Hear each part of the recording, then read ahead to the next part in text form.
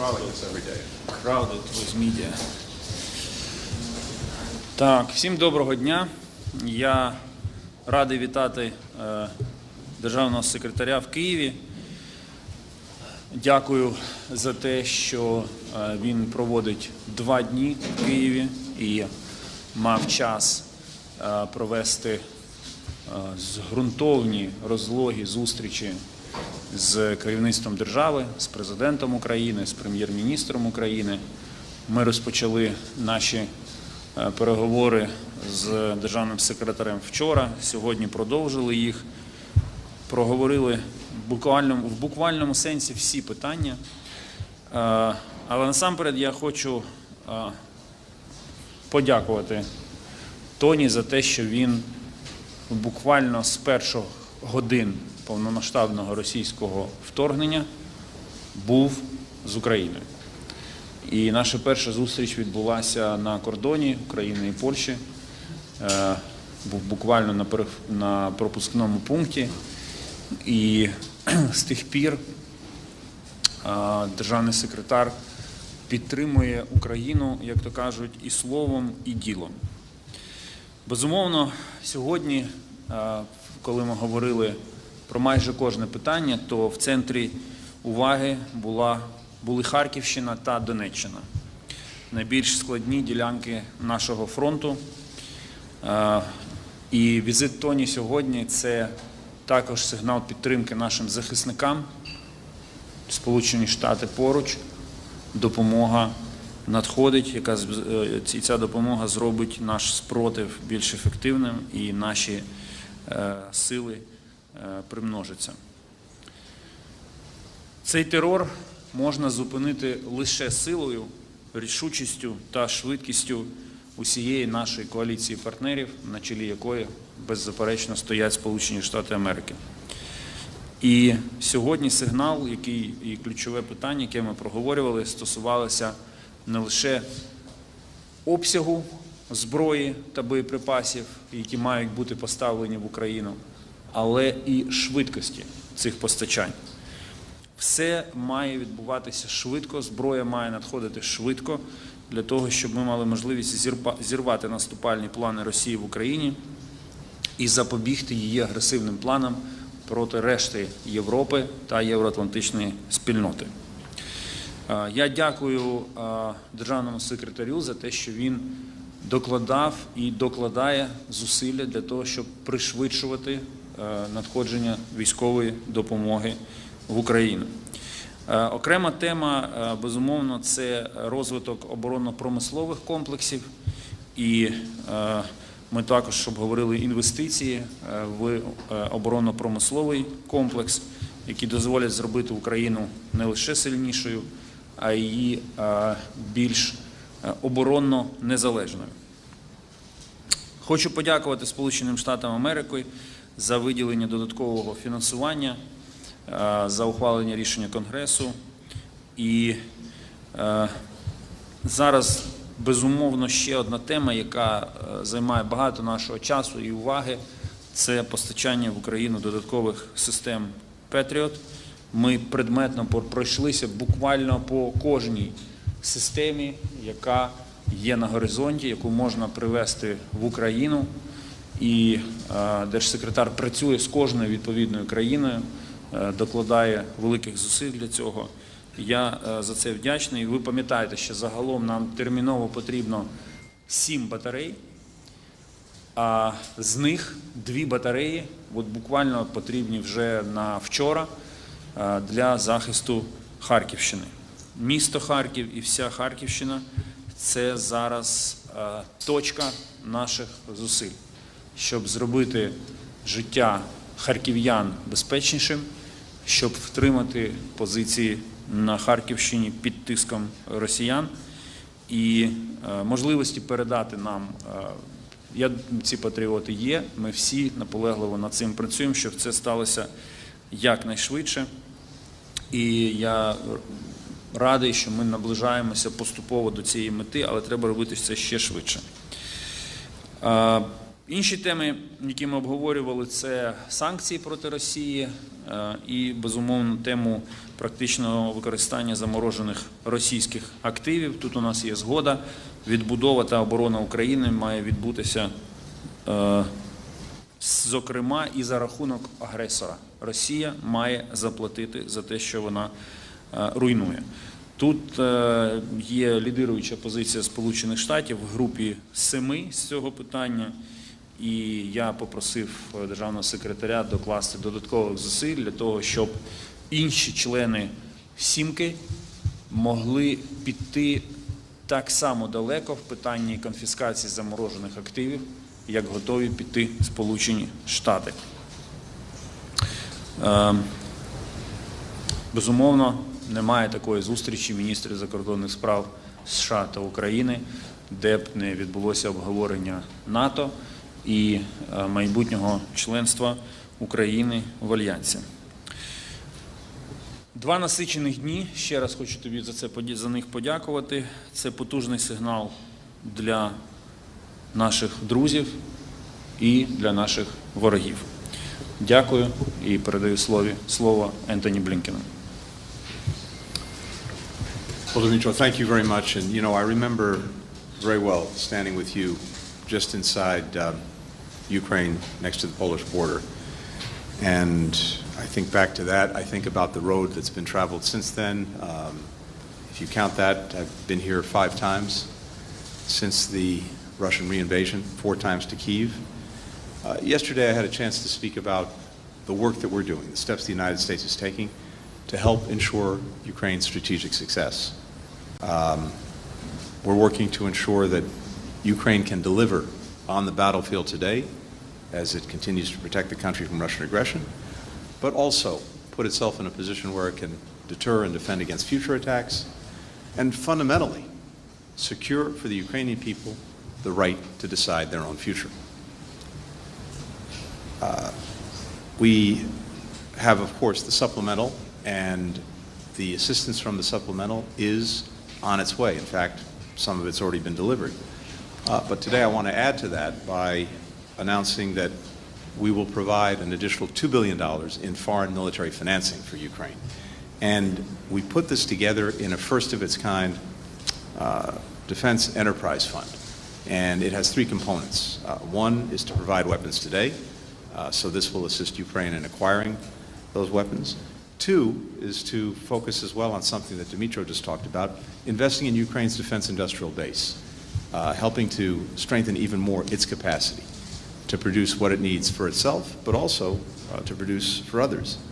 And finally, using this fund to help Ukraine purchase military equipment from other countries, not just the United States, for Ukraine's use.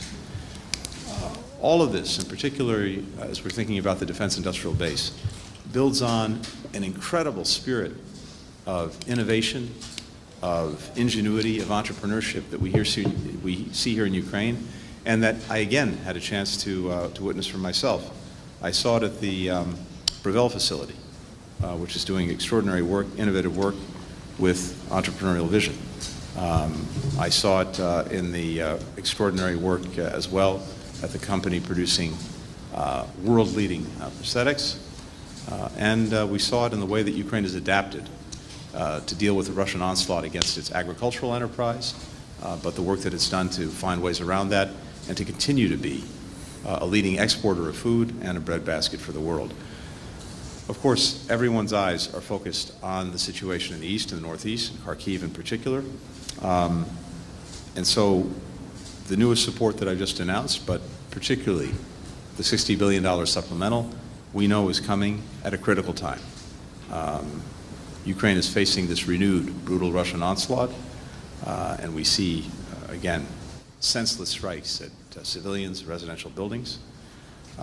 I emphasized to the President in my conversations with the Foreign Minister the substance of the work that we're doing to get the aid to Ukraine. We're rushing ammunition, armored vehicles, missiles, air defenses, rushing them to get to the front lines, to protect soldiers, to protect civilians. And on air defenses, as Dmytro said, this is, of course, a top priority. And we focused in our own conversations in detail on the work that we're doing to find more air defenses and to get them to Ukraine. And I can tell you that that, for us, is a matter both of urgency and priority. Another major issue that we talked about is the bilateral security agreement between Ukraine and the United States. And as you know, there are now 32 countries that have negotiated or will soon complete negotiations on these bilateral security agreements, agreements that will sustain assistance to Ukraine for the next decade and enable it to build this future force that can deter aggression and defend against it. We've done very good, productive work between our teams on this. We're going to finalize the text, I think, very, very shortly. But the heavy lifting has been done, and we're there, and I imagine we'll be able to sign that agreement in a matter of weeks. And as I said, many other countries are doing the same thing. I think this demonstrates to Ukraine, but also to Putin, that many countries will be supporting Ukraine for a long time to make sure that, again, it can deter aggression and, as necessary, defend against it. As important as well is the economic progress that Ukraine is making. As I said, I saw firsthand some of the initiatives that have enabled it to continue to succeed economically even under the most incredibly difficult circumstances. The fact that as a result of the Black Sea and as a result of pushing the Russian Navy out of the way, exports through the Black Sea are pretty much equal to what they were before the Russian aggression, that speaks volumes. The fact that Ukraine has found ways, with help from many of us, to find other export routes, whether it's Danube, whether it's across land. All of these things are helping Ukraine to maximize its exports. And I mentioned the extraordinary innovation we've seen in so many of its other enterprises. Finally, let me say that maybe the best word to describe Ukraine and Ukrainians in this moment is resilience. It's been truly extraordinary. The constant examples of bravery, determination, courage, resilience are here in every corner of society. And it's also a commitment on the part of Ukrainians, as I said, to write their own future, even as they're dealing with a very difficult present. And we see that, of course, from the soldiers. We see that from so many citizens. We see it from a dynamic civil society, which is one of the things that's at the heart of Ukrainian democracy. And here, pushing for the reforms necessary for Ukraine's eventual entry into the European Union, to NATO, that remains critical. Bottom line is this, for anyone who's tempted to bet against Ukraine, don't. It would be a big mistake. We've heard the same thing sometimes about the United States. Never a good bet to bet against us, never a good bet to bet against Ukraine. We've been through challenging times together. I have every confidence that together we will get through these difficult moments and together help build a country that is free, that's prosperous, that's secure, that writes its own future. Thank you, Excellency. We have a short time for a few brief questions. Let's start with Washington Post. Michael. Thanks very much to both of you.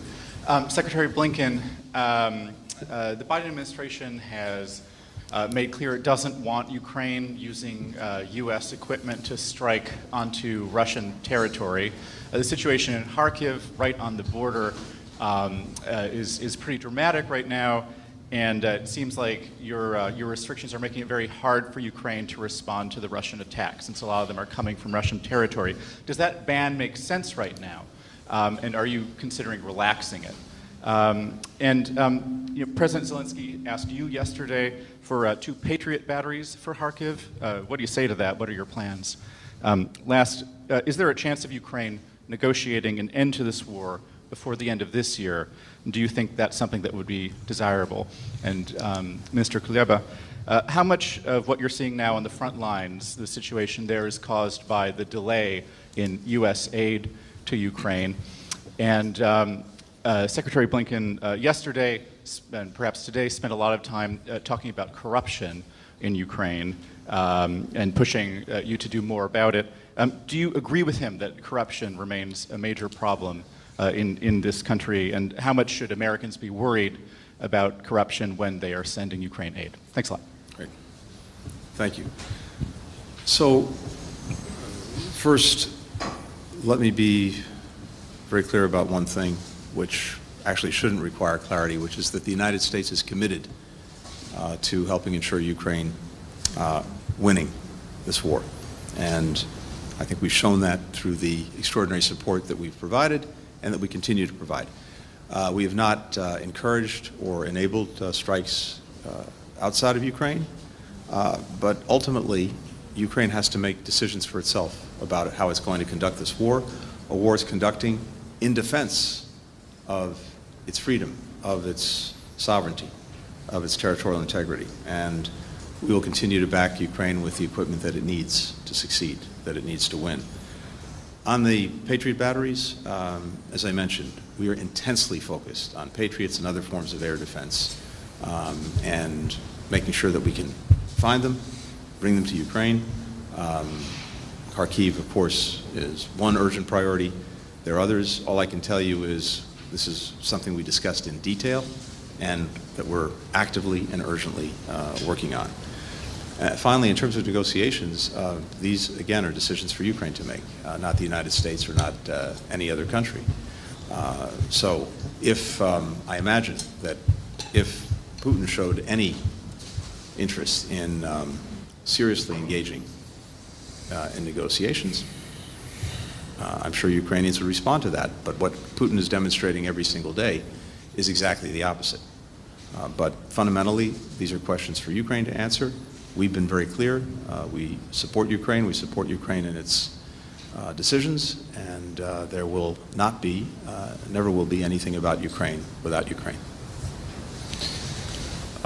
Every delay of supply results in setbacks on the front line. This is the general rule. So the answer to your question is yes. We appreciate the sincere commitment of the United States to compensate deliveries, delays in deliveries with new announcements and new deliveries, and this is why I so much emphasized the issue of timing in both our talks and in my opening remarks. But it doesn't apply only to the United States. I mean, every country, we encourage every country to make new announcements and to deliver on them. Because in the end, we have seen it hundreds of times. When a Ukrainian infantryman or artilleryman has everything that he or she needs, we are winning. Every time there are delays in supplies and insufficient supplies, we are not winning. The law of the war is cruel, but very clear. It allows us to know what and how needs to be done. On your second question, there is a perception of the level of corruption, and there are facts about the level of corruption. And when I read reports and assessments produced by the most prudent watchdogs on corruption, like the European Union or the International Monetary Fund, we see that they commend Ukraine for taking anti-corruption measures, for introducing anti-corruption reforms. And there is always a very simple criteria. You know, if we were as corrupt as the perception says, they simply wouldn't be giving us any money. They wouldn't be opening accession talks with Ukraine to exceed the European Union, and the United States wouldn't have trust in Ukraine. So there are issues which we are addressing together, but I think it will be true to say that since his first day in office, President Zelensky, and since the first sessions of the Ukrainian government and parliament, we've been consistently tackling issues of corruption and achieved serious results on this track.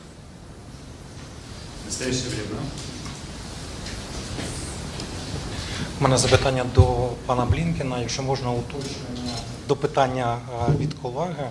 Ви сказали, що Сполучені Штати не забороняють і не заохочують за використання американської зброї. Нещодавно Девід Кемерон, міністр закордонних справ Великої Британії, сказав, що Британія не проти використання британської зброї по цілям на території Росії. Відповідно, коли Сполучені Штати будуть не проти, щоб Україна використовувала американську зброю для ударів по цілям на території Росії.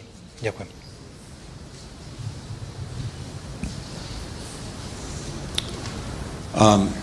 Again, we're determined that Ukraine win this war and succeed for its people and for its future. We've been clear about our own policy, but again, these are decisions that Ukraine has to make. Ukraine will make for itself, and we're committed to making sure that Ukraine has the equipment it needs to succeed on the battlefield. Next one goes to BBC. Thank you. Thank you very much. Tom Bateman from BBC. Mr. Secretary, President Putin has announced he's going to visit China this week. We were with you 3 weeks ago in Beijing, where you warned of consequences if China didn't stop its exports to Russia of tools and parts that make weapons used here in Ukraine. Have you been able to tell your Ukrainian counterpart that you are now imposing those consequences, or have the Chinese listened to your warning? And if I could ask you about Gaza, Israel has taken control of the Palestinian side of the Rafah crossing in the last week. That means that the last territorial connection to the outside world for ordinary Palestinians in Gaza is now occupied by Israeli forces, which has the potential to create a very serious crisis with Egypt, and there have been quite a few warnings about this. How long can Israel stay in control of that crossing? And where is the line and where a limited operation in Rafah turns into something that you've said you oppose? And we've seen nearly 500,000 people now displaced from Rafah over the last week or so. And Mr. Foreign Minister, if I may, we heard from the Secretary of State yesterday that the US is with you for the long term on this. But I just want to ask the question that there is a US presidential election later this year. It may be a promise for the Secretary of State to make, but not necessarily one for him to keep. And are you concerned about what that may mean for the long-term support for Ukraine? Thank you. Tom, thank you. First, with regard to China, and you heard me talk about this at some length when I was in Beijing, and since then, as well as other colleagues in the government. The concern that we have is this. It's not about China providing weapons to Russia for use in Ukraine. North Korea is doing that, Iran's doing that, others may be. China's held back from that. But what we are deeply concerned about is the support that China is providing to Russia to rebuild its defense industrial base in ways that are materially contributing to and making a difference in its aggression against Ukraine.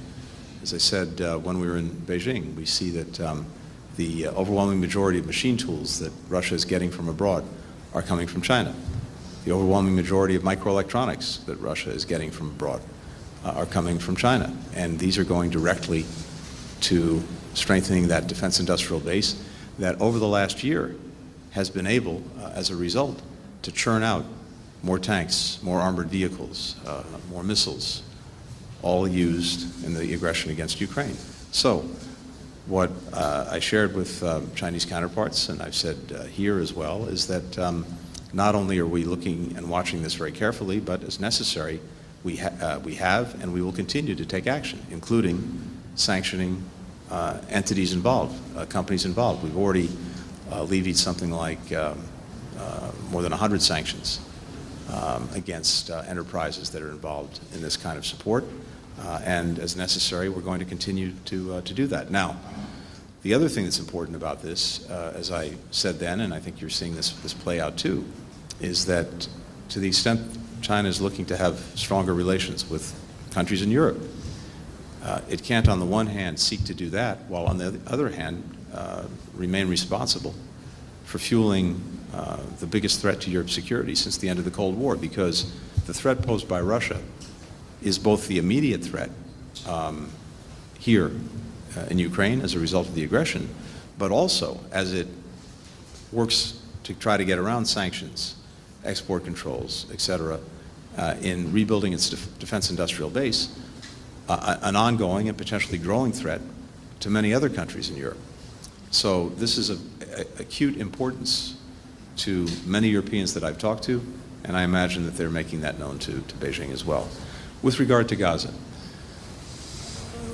one of the deep concerns that we have is the impact of this limited operation that we've seen to date in Rafah on the ability to provide humanitarian assistance, because the two main points of access in the south, Rafah itself and Kerem Shalom, have been affected by the resulting conflict in the south. And we've seen at the very time when Israel was taking important and much-needed steps to improve the provision of humanitarian assistance to Palestinians in Gaza, we've seen a negative impact on the fact that we have this very active conflict in the Rafah area. We also see Hamas firing at the crossings themselves, making it also more difficult. So in and of itself, we have this urgent problem of restoring the full operational capacity of Rafah and of Kerem Shalom to make sure that assistance gets in. Now, we're also seeing real progress in the north, where more is coming through, but what we don't want to see is a situation where we've basically reversed what's happened in recent months, where assistance was working its way through in the south, but very little was getting to the north, to have that reversed and have improvements in the north that are much needed and need to continue, but then to see steps backward in the south. More broadly, we've been very clear that when it comes to the future of Gaza, we do not support and will not support an Israeli reoccupation. We also, of course, do not support Hamas governance in Gaza. We know and have seen where that's led all too many times for the people of Gaza and for Israel. And we also can't have anarchy and a vacuum that's likely to be filled by chaos. That only underscores the imperative of having a clear, concrete plan for the day after the conflict in Gaza, in terms of governance, in terms of security, in terms of rebuilding Gaza for its people. And here, it would be important for Israel to focus on that as well. We have been doing a lot of work on this, as I mentioned the other day, with partners in the Arab world and beyond over several months. But it's imperative that Israel also do this work and focus on what the future can and must be, because, again, it cannot and says it does not want responsibility for Gaza. We cannot have Hamas controlling Gaza. We can't have chaos and anarchy in Gaza. So there needs to be a clear, concrete plan, and we look to Israel to come forward with its ideas. Well, first, Secretary Blinken always keeps his word, and I know that if he cannot promise something, it doesn't mean that he's not working on it. He just gives his promises when he is confident that that he can deliver, and I sincerely appreciate it. Secretary mentioned the security agreement that Ukraine and the United States, our two leaders, presidents, will sign. And this is the document that will be signed not on behalf of the State Department or the Biden administration. This is the document that will be signed on behalf of the United States of America. And it will cover a wide range of security cooperation issues. And the United States will undertake certain commitments under this document. And we all know there is a very fundamental rule in diplomacy. It sounds in Latin, pacta servanta sunt. Agreements must be implemented. So this will be the promise that no future administration, irrespective of the outcome of this or any future elections in the United States, will be able to ignore until this agreement will be enforced. І останнє РБК, будь ласка. Добрий день, пане міністре, пане держсекретар, Дмитро Левицький, РБК України. Ми знаємо всі, що в середині червня нас чекає саміт миру щодо української формули. Чи побачимо ми США на цьому саміті і на якому рівні? А також пан міністр буквально тільки що сказав яку фразу про те, що угода про гарантії безпеки буде підписана лідерами держав. Чи означає це, що ми в найближчому майбутньому побачимо зустріч президентів і чи не планує президент Байден візит в Україну?